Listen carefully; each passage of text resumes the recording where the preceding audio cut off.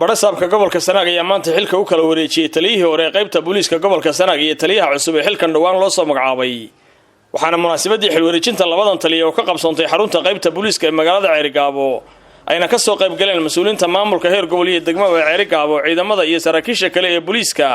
iyo waliba madaxda ciidamada kale ee qalabka sida ugu horeyn halkaasi waxa ka hadlay taliyihii hore ee laga bedelay qaybta booliiska gobolka Sanaag gaashaanle sare Cabdirasaaq Maxamed Faarax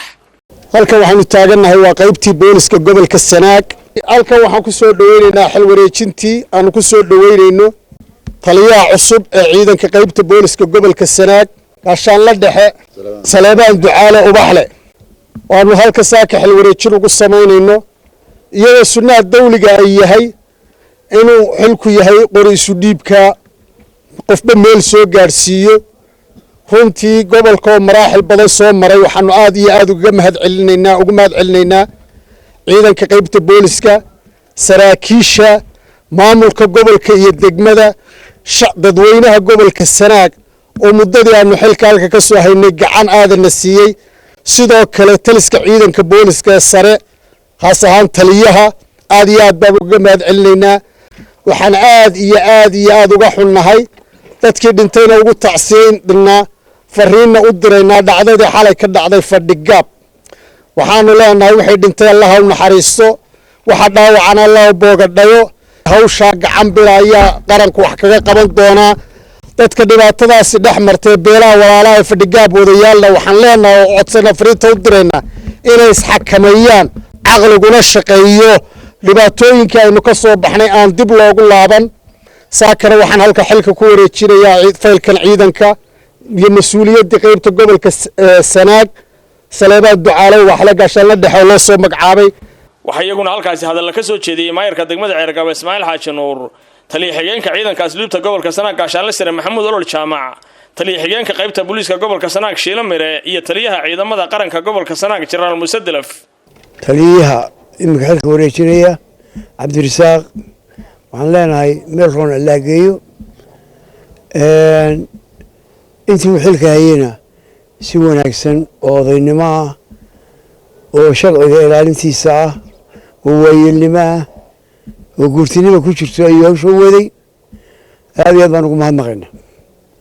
imika waxaan leenahay meel roon Allah geeyo insha Allah tacaala gaashaanle dhexe Saleebaan Ducaale Ubaxle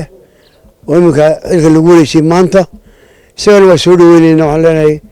Saleebaan soo dhawow waxaan rajaynaynaa halkii ay joogtay xaaladdu inaad hore uga sii qaadi doonto tan kale ee inagu cusub xaalad dhacday ilaahay waxaan weydiisanaynaa wixii dhintayna uu naxariisto waadna banaanay ka daba tegin arrintaana ilaahayna ka baktiyo waayeelka jiidda ku noolna waxaanu leenahay war xil baa idin saaran iyo dowladdaba taliyihii hore Cabdirasaaq Maxamed Faarax waanu u sii ducaynaynaa meel roon Allah mariyo muddadii uu joogayna shaqo aad u wanaagsan baa naga dhaxaysay asluub ahaan iyo booliis ahaan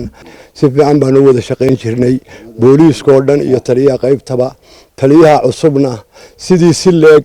baanu ka rajaynaynaa isagana ilaahay xilka ha ku asturo waxaan aad ugu mahadnaqayaa taliyahii hore Cabdirasaaq gaashaanle sare Cabdirasaaq Maxamed Faarax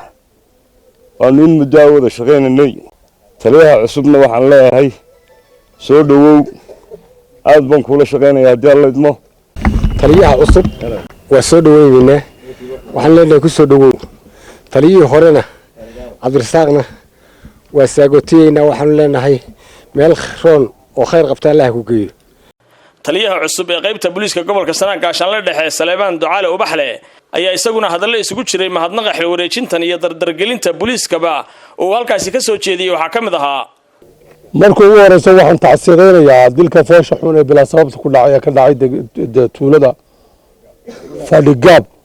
cidii ku dhimatay Allah ha naxariisto ehelkeeda qaraabadu ka baxayna samir iyo iimaan Allah ka siiyo wax garadka halka ku nool iyo ciidanka booliiska xalay gurmadka ku gaaray shaqada inay wax ka qabtaana waxaan hawada u marinayaa inay gacanta ku soo dhigaan cidii faldambiyeedka geysatay